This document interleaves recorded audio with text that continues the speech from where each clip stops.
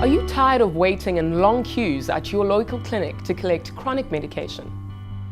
Do you feel frustrated you may not be getting enough attention from the health professionals because there are too many other patients waiting for help?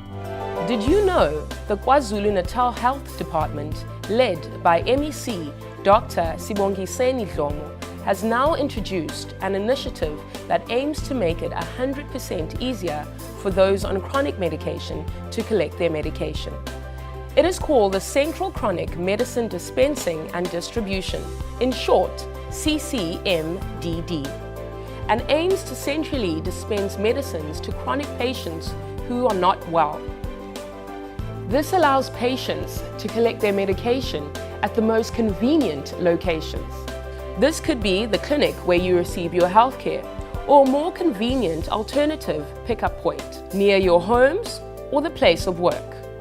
We hope that this will improve the quality and care of service delivery you receive, reduce the time you have to wait to see a medical practitioner, improve your experience when collecting your chronic medication, and in general, make our health facilities less crowded. If you are on chronic medication and would love to find out more, ask your local clinic about the CCMDD program and how you can benefit from it. Let's inspire a better and healthier life for our people.